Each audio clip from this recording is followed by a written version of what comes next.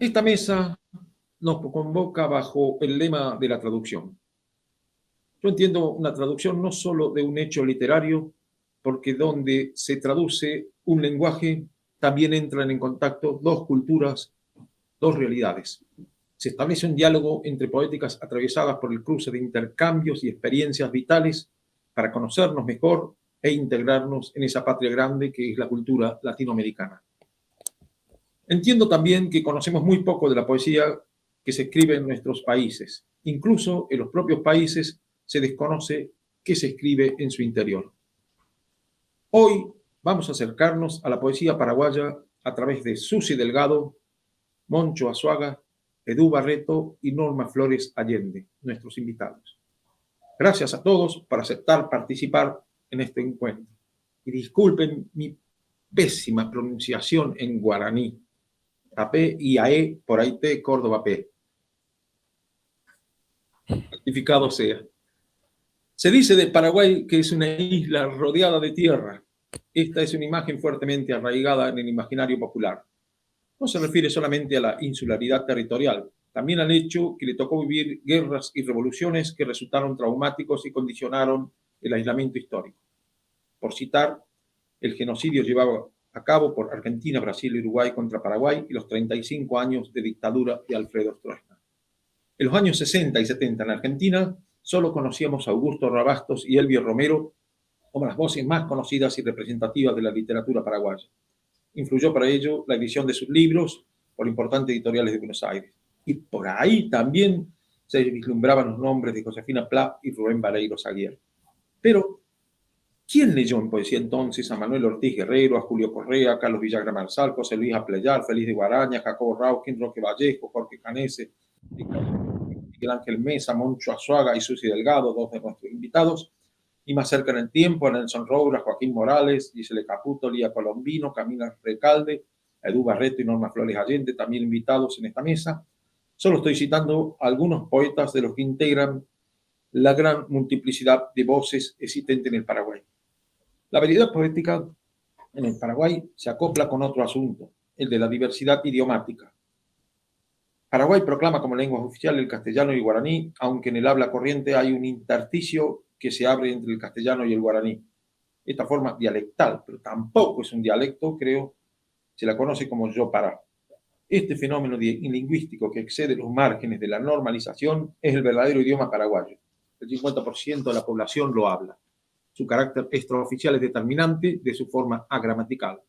Nos enfrenta a un verdadero caso de investigación de la traducción dentro de un mismo país.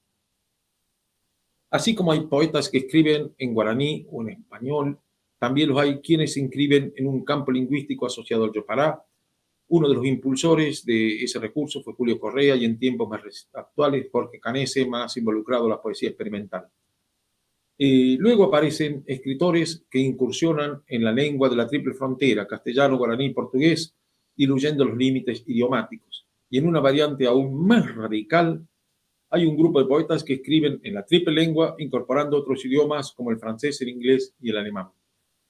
Y hasta aquí voy a llegar con esta introducción, porque lo más importante es escuchar a los protagonistas de esa historia, cediéndoles a ellos la palabra. Para mí es un honor recibirlos como anfitrión, así como hace muchos años fui recibido y adoptado durante 17 años como un hermano paraguayo más. Así que muchas gracias por estar aquí con nosotros en esta edición de la Feria del Libro. Como oportunamente les dije, vamos a comenzar primero con Norma. Así que, Norma, con respecto a la pregunta que te voy a hacer brevemente, no hace falta porque me interesa que leas tu trabajo, más que nada. Porque ya hace tiempo que la poesía se apropia de otros discursos, ya sean narrativos, periodísticos, políticos, para conformar una nueva poética. Y de hecho, vos tenés un libro de poemas donde utilizás recortes periodísticos. ¿Estas nuevas búsquedas estéticas son propias de tu generación? Y la otra pregunta es, ¿cómo ve el campo de la poesía experimental en Paraguay? Gracias Hernán, gracias a todos. Es un honor estar para mí en el virtualmente, aunque sea en Córdoba. Mi papá era de Córdoba, tengo familia en Córdoba, viví un tiempo en Córdoba y bueno, es una ciudad muy, muy querida para mí. Solía irme casi todos los años por allá. Era ahora la pandemia evitó que esté. Bueno, sí, sí, tengo un libro que es el que mencionaste, que es de Decadence, que de una editorial que está descontinuada y que, bueno, posiblemente lo reedite. Y respecto al panorama actual de la poesía experimental, bueno, el panorama no difiere mucho de lo que yo bueno, no, de lo que yo había encontrado en el 2019 con una pequeña investigación que hice, que está en un portal digital que se llama Urumbe, que recoge un poco de lo que se está escribiendo hoy en Paraguay, entre los jóvenes, ¿verdad?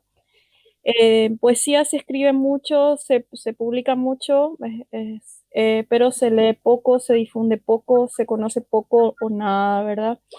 Eh, a diferencia de la narrativa, no veo que los poetas migren a plataformas digitales, cosa que sí, ahora hay muchos narradores paraguayos publicando en formatos digitales, siendo muy, muy, muy conocidos afuera por medio de plataformas como Wattpad y otras, ¿verdad? En poesía no se dio esa migración a lo digital, sigue siendo muy, muy tradicional en sus formatos, muy en el margen también, con publicaciones muy independientes, muy pequeñas, muy caseras, ¿verdad? En algunos en formato cartonero, plaquet, de difusión muy limitada. Eh, es muy difícil, ¿verdad? Sí, respecto a lo que habías dicho, sí, estas nuevas generaciones hay mucho de experimentación. Lo que yo escribí fue a raíz de algunos talleres que yo tomé, en donde sí mis compañeros también tenían digamos, se abocaban tanto a leer a estas generaciones que mencionaste de poetas paraguayos, pero también a experimentar eh, con nuevas voces, nuevos recursos, nuevos temas más disruptivos, menos conservadores, y bueno, pero siempre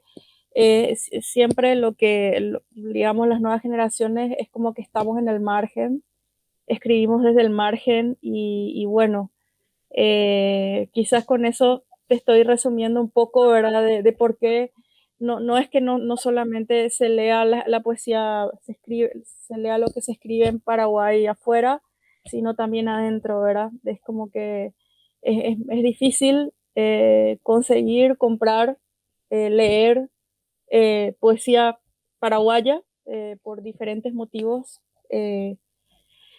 Y es difícil lograr también que nos leamos entre nosotros. Y bueno, eh, espero sumar mi perspectiva a esta mesa y enriquecerla con lo que también puedan aportar las otras personas que están aquí presentes. Podés leer tus poemas, ¿eh? Bueno.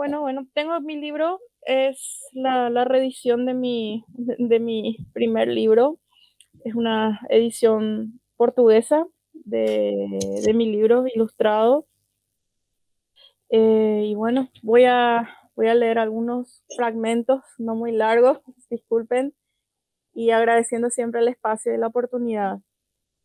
Eh, bueno, va un poema cortito que se llama Quise imperfección. Abajo los cielos no quise soles, quise una rima inarmónica, una disonancia ligera, un desafío a la estética, un sentir desabrido, una ausencia de sentido. Quise imperfección donde no existen sueños. Y uno más quizás para culminar y dar el espacio también a las otras personas. Uno cortito también, y comienza así. Si el amanecer no fuera cierto, la noche sería reina, y así las coronas empíreas fulgirían este insano poema, cubiertas entre el cobijo de sus silentes velos, y los astros reirían al fin por el estruendo bruno del secreto que se nos escapa. Gracias. Muy bien, muchas gracias, Norma. Moncho, vamos a escuchar su palabra. El primero hace la pregunta. El taller de poesía Manuel Ortiz Guerrero cubrió un amplio espectro de la vida y la sociedad paraguaya desde 1977, su creación, si mal no me falla, de memoria, hasta 1991, incluso diría también posteriormente, ¿no? ¿Podés comentarnos, digamos, cómo evolucionó tu poética y por ende también la poética de quienes estuvieron alrededor del grupo, ¿cierto? Fuiste uno de los referentes, miembros fundadores. Susi Delgado también participó del taller de poesía Manuel Ortiz Guerrero, asimismo otros grandes poetas también conocidos. Y bueno, ¿cómo fue esa evolución poética desde el estronismo, ese espacio de resistencia, hasta nuestros días? Fue la irrupción de la democracia. Muy bien. Bien, un gran abrazo a todos, muchas gracias por la invitación. Celebramos este encuentro de libros, libreros, autores y lectores, que es siempre una fiesta. Y nosotros somos muy felices, muy contentos en esta fiesta.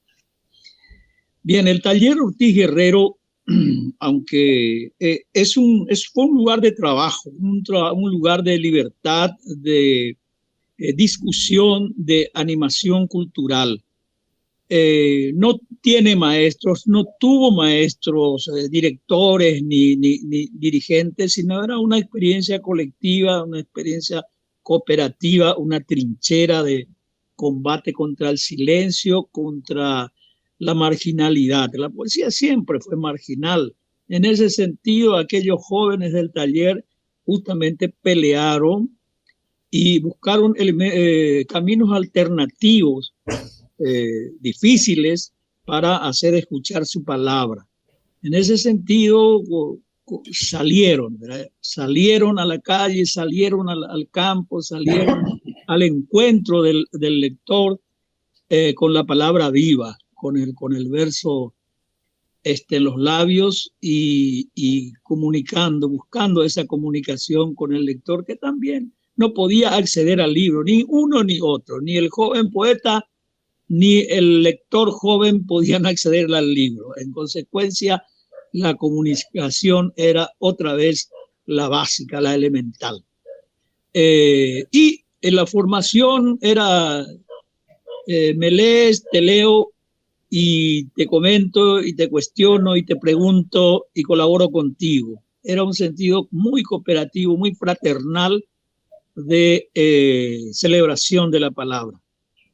El taller luego, después de muchos años, fue tornándose un verdadero, digamos, difusor de la poesía de sus compañeros y fue creciendo tanto que se rompe el nido y echaron a volar sus integrantes por caminos propios, fructíferos, muy fructíferos, con muchos libros actualmente ya canosos, pero con una gran herencia, por decirlo así, con un gran cultivo de los libros. Novelas, enciclopedias, ensayos, poesía, narrativa, reconocimientos, y también ignorancias, ¿verdad? Porque y muchos compañeros, muy pocos, quedaron con el libro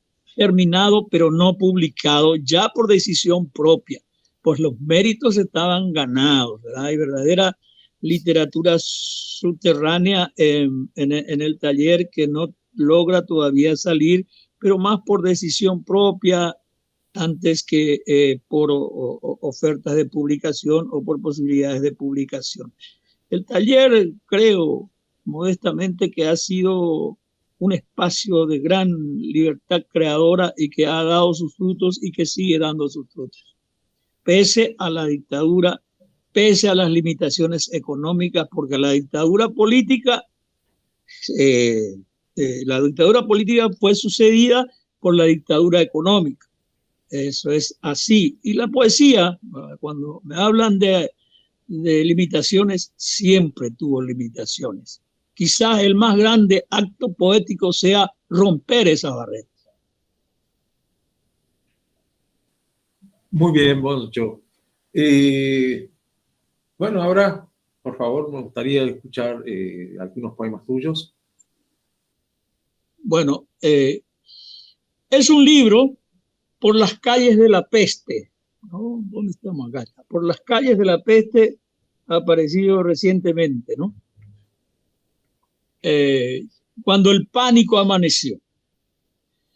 Cuando el pánico amaneció sobre el mundo y hasta el cielo se detuvo, faltó el pan, la medicina, el aire y los frutos de la tierra. La muerte escandalosa en la calle desnuda regalaba su fétida rosa. Los banqueros callaron, los militares callaron, los mercaderes callaron, los burócratas, gobernantes, los sacerdotes, ilustrados intelectuales callaron. El mundo silencioso, atribulado, miró al obrero, al trabajador, a ese humilde campesino, al pobre hombre que aún enfermo, sudoroso, sonrió y volvió a empujar al planeta. Y a ese movimiento ordinario todos dejaron de sentir miedo. Cantaron y almorzaron tranquilos, bebieron sus cafés y leyeron sus diarios y aplaudieron la gran capacidad de las clases dirigentes para gobernar la tierra.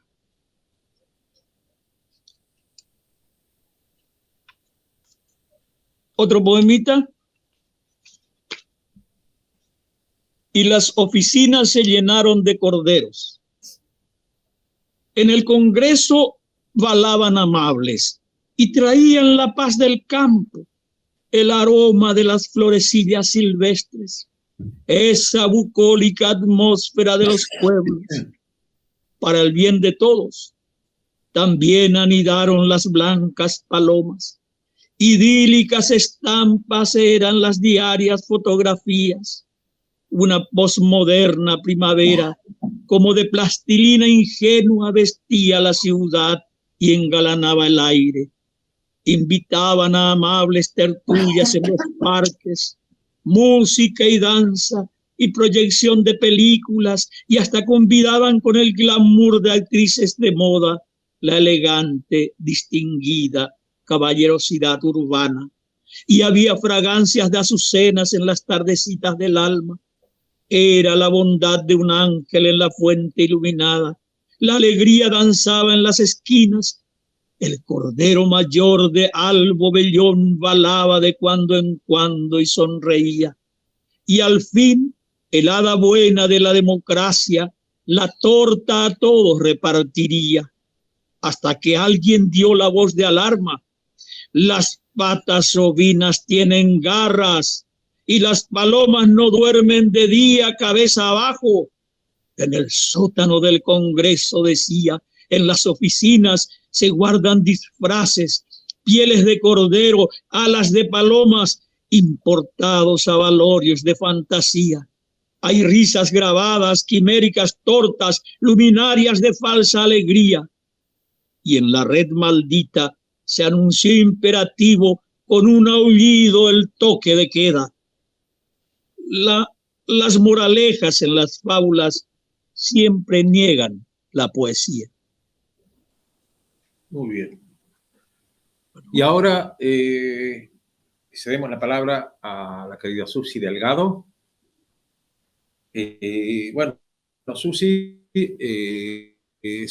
Delgado es una poeta referente en la escritura, no solamente poesía en español, sino también en guaraní. De hecho, ella integra la Academia de Letras Guaraníes. No sé, está mal dicho, ya sé, porque no recuerdo, ya hace tantos años. Pero también nos gustaría que nos hablara del yopará. Yopará, que es una mezcla de guaraní y español, y que, bueno, es muy hablado en Paraguay. Así que, Susi, usted tiene la palabra. Bueno, antes que nada, buenos días. Es un gusto muy grande, es una alegría compartir con los amigos queridos que están allí del otro lado, y con esa gente que nos estará mirando, con la querida gente de Córdoba. Yo también soy una persona, creo que todos, somos muchos los que amamos esa ciudad con la que tenemos lazos histórico-culturales antiguos y tenemos una relación lindísima con Córdoba, así que yo estoy muy feliz de participar en este hermoso encuentro con ustedes. Bueno, el tema del yopará ha sido y sigue siendo muy polémico. Mencionábamos al principio una frase de Augusto Roa Bastos sobre el tema, pero yo pienso, es una frase bastante conocida, yo la conozco también. Yo creo que en aquel momento, como en muchos otros momentos, Roa ironizaba y estaba prestando a su modo, esgrimiendo a su modo provocador, ¿verdad? Lo que mucha gente afirma de que es una lengua bastarda. No recuerdo las palabras exactas, pero creo que usó la palabra bastardo o bastarda, ¿verdad?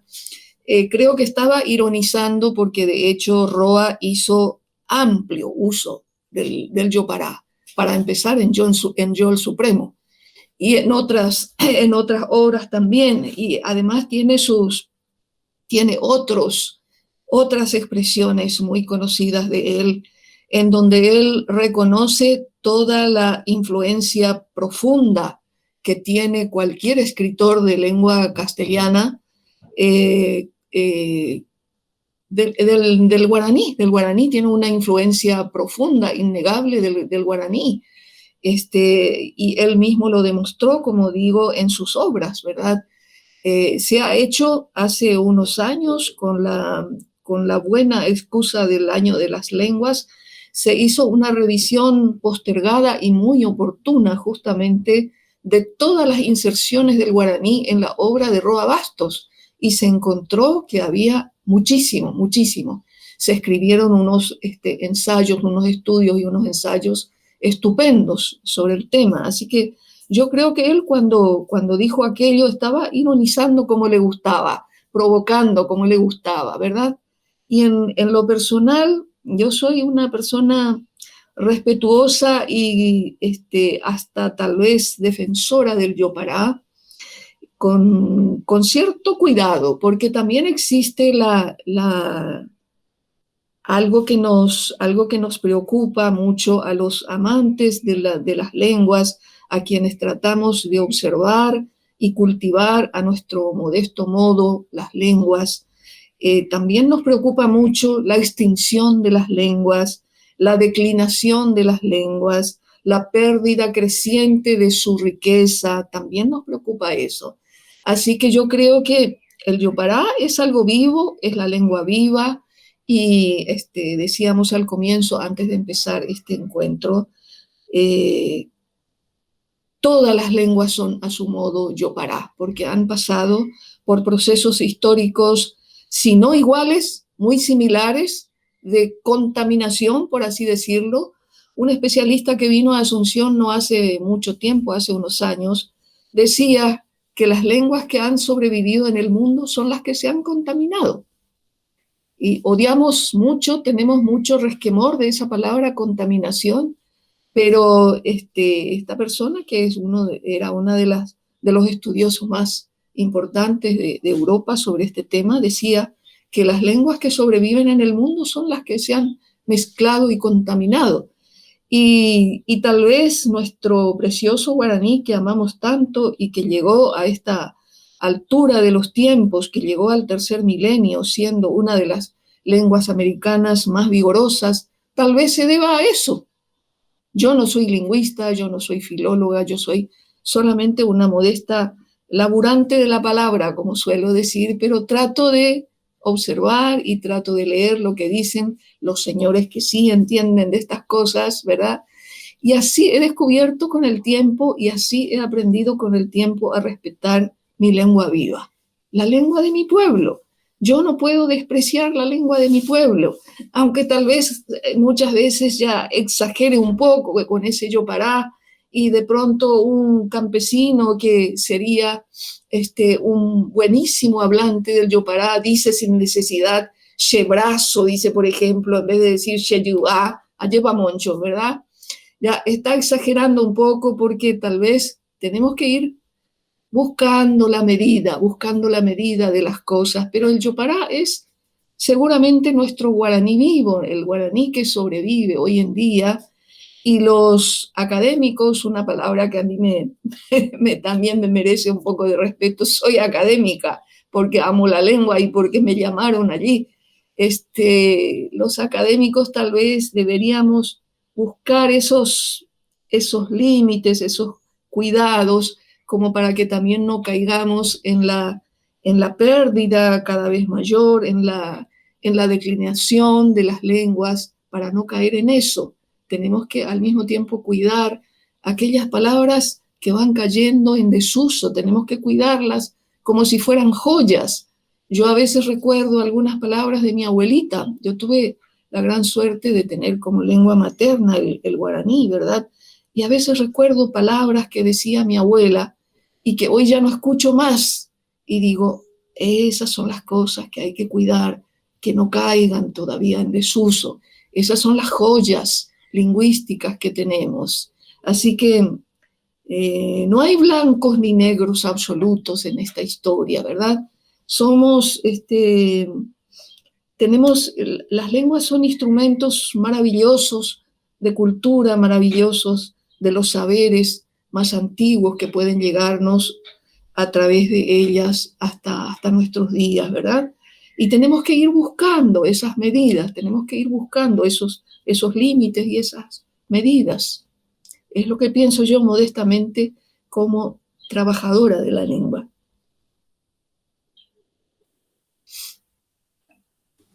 Muy bien, Susi. Por supuesto, esperamos que leas algún poema tuyo. Bueno, yo preparé aquí Podés leer en guaraní, en español. Sí, y bueno, y mis trabajos van mezcladitos, especialmente en los últimos lustros, no sé ya cuánto, tal vez ya décadas, no sé, porque en un momento determinado, cuando yo tomé conciencia de este yoparak en el que vivimos, para bien o para mal, pero es nuestra realidad, yo creo que es para bien, porque es lo que ha permitido la vigencia de nuestra lengua. Empecé a experimentar la mezcla de mis lenguas, no al modo de mi amantísimo Emiliano, que nos dejó unas lecciones de yopará impresionantes que nunca hemos terminado de aprender, ¿verdad? Intentando mi propio yopará, intentando mi propio camino de mezcla de las lenguas que me tocaron en la vida. Y primero que les voy a leerles es un pequeño ejemplo que se llama Puraheimo A, que quiere decir más o menos el que quiso ser canto. Si yo pudiera hablar ñan de Yara, si mi lengua supiera pronunciar ñeete, si yo pudiera deshacer el alfabeto del tiempo y la memoria, xerezapuzonga uracae, y amasara en mi boca ñeeporayo guajamí, si descifrara el pentagrama de los vientos, ayorá o yocuaba shekú, si pudiera convocar a los antiguos al Guyara, o Huerunga Ushebe su dulce mimbú, si anidaran aquí Shahuocuape, Toyorá Sheputupe o Queba, si me escucharan todos, Umina Sherendubeiba, si pudiera cantar, Aña Membure. Y bueno, Después tal vez tendría que leerles un poemita de estos tiempos de la pandemia, ¿verdad? Que Moncho nos leyó también algunos de estos tiempos tan raros que nos ha tocado desde el año pasado. Bueno, y voy a leerles uno, pero yo quiero pedir también, a mí me da, no sé qué, me da un chiquitito de vergüenza. Mis poemas, especialmente este segundo, es un poquito, no es breve. Y yo quiero pedirle a Norma que lea otro poema más, porque si no, no vale, pues quedamos desequilibrados. Ella nos debe otro poemita más si los demás están de acuerdo. O poema, ¿para qué digo? Hablo en diminutivo siempre, es un defecto mío. Bueno, este poema se titula Los que se van. Pero quién sabe, tal vez los que se van nos estén yendo tristes de esta tierra entristecida. Tal vez ese tropel de rostros incontables en el que ya se difuminan los que amábamos tanto, tiren esas mortajas tristísimas, mucho antes de llegar al mundo nuevo en el que vivirán su nueva vida ignota, y rosados y bellos como nunca lo fueron, vestidos solamente con el aliento transparente de la libertad, formen un gran elenco y se vayan cantando una canción dulcísima, la canción que nosotros, los presos de esta tierra entristecida, ni siquiera soñamos. ¿Quién sabe? Tal vez cuando se encuentren ya lejos de ese tránsito negro irrespirable, estén pisando el territorio insospechado de un universo nuevo, con pasos vacilantes como los de los niños, con gestos temblorosos como los que despiertan el parto y el orgasmo. Tal vez ahora son criaturas henchidas de timidez y de energía, de inocencia, pudor y atrevimiento, dibujando con sus pies redivivos la danza nueva, inexcusable del amor. Boraljuyeroku, hipotuyera yebuba, pujaré pupucupe. Muchas gracias. Gracias, Susi.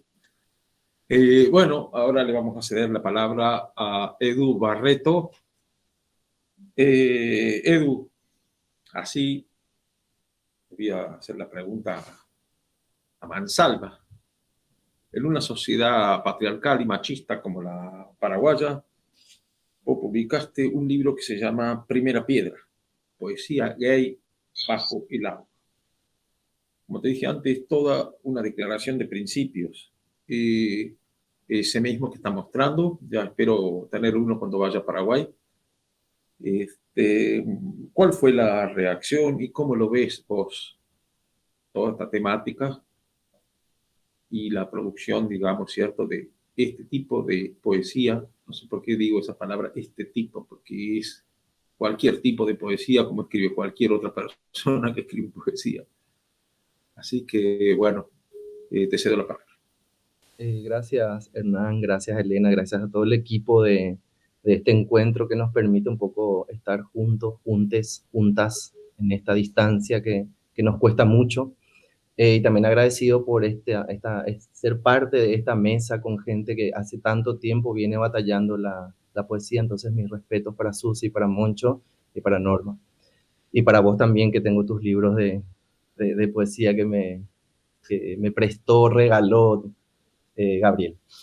Entonces, bueno, poesía, Primera Piedra fue un poco producto de varias gestaciones desde el momento en que yo tomo la poesía como ese espacio, como una trinchera para seguir denunciando este estado fascista, patriarcal, machista, violento que nos gobierna nuestras cabezas, nuestros cuerpos, y ni qué decir a los cuerpos de las compañeras mujeres, ¿verdad? Yo dentro de todo tengo que situarme como un hombre cis, de que si bien soy parte de una disidencia sexual, este estado arremete con todo, con mis compañeras mujeres, por eso también mis respetos a ellas.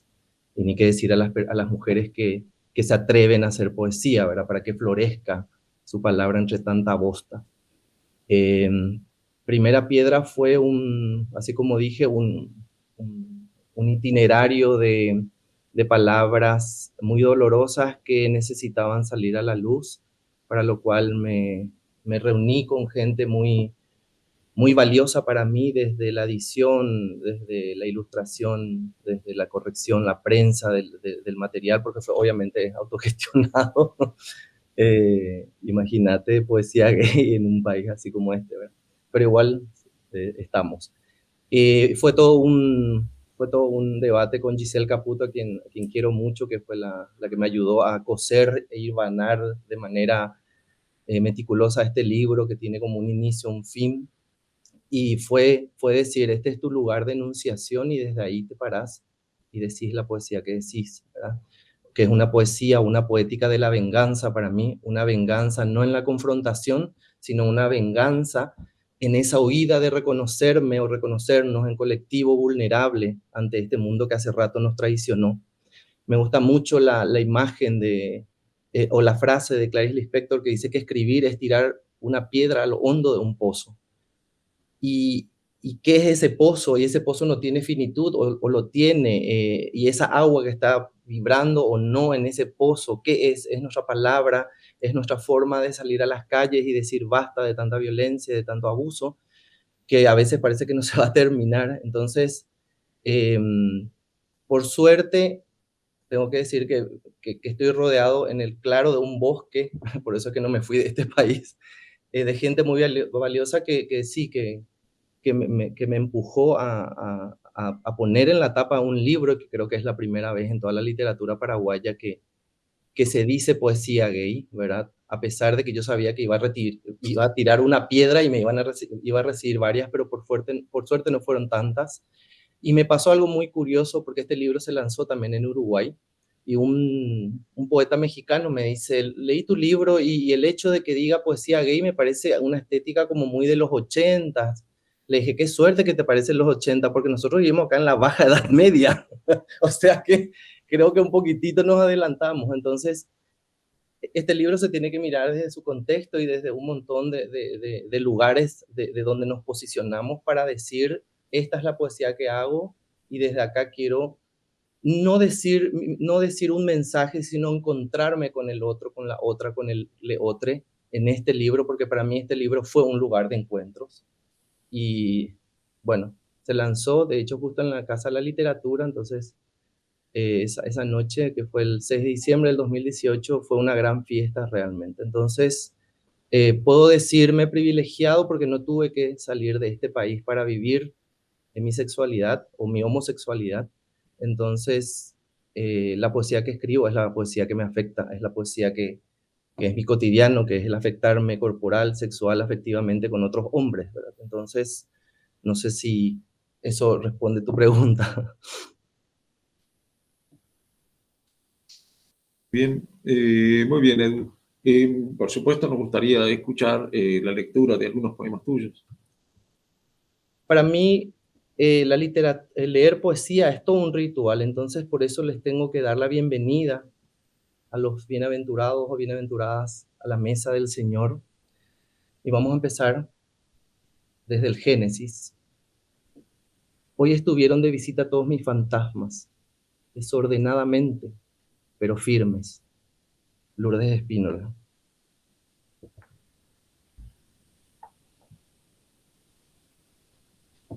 De mañana fui Edipo. Con los ojos en las manos, miré al sol, el incesto y tu cuerpo, hogueras rotundas. A la siesta, con la caperuza roja, busqué el camino más corto, con el corazón en la cesta. Todo condujo al lobo.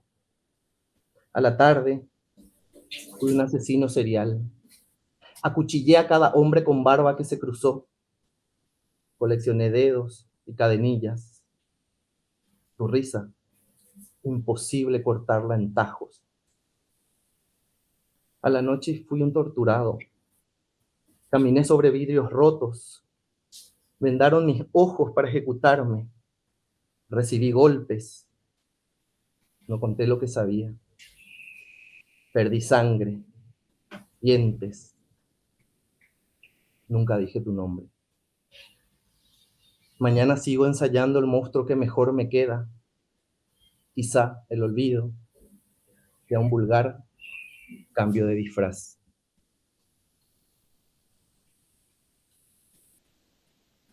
Paso de un cuerpo a otro y no hay luz ni chispa de poema. La forma no encuentra borde. Él, en cambio, somete pupilas en su silencio con solo un temblor. Así me veo, sacando las espinas de mis medias por cruzar su nombre, el yuyal de lo que no va a ser. Muy bien. Norma, como dijo Susi, vos te quedaste, todavía nos quedan unos minutos, unos 4 minutos. Te sugeriría que aunque sea que cierres leyendo un último poema tuyo, un último texto. Dale, dale, dale. Estoy acá, encontré uno. Bueno, de mi librito. Moriré entre las rocas, en una sonoridad profunda, consumida por el mar. Seré la furia oceánica, la tempestad de los vientos. Me agitaré entre las costas y seré la música que se extravió entre mis lágrimas. Gracias. Muy bien. Bueno, ya estamos sobre el tiempo de cierre. Prácticamente ya cerramos con esto. Agradezco, pero muchísimo, haber estado compartiendo conmigo, con Feria, con quienes lo verán, nos verán. Así que muchísimas gracias, Susi, Moncho, Edu, Norma, y realmente para mí ha sido muy grato verlos, encontrarme con ustedes. Así que supongo que pronto tendremos un encuentro de cuerpo presente. Al menos soy optimista en eso y me gustaría mucho.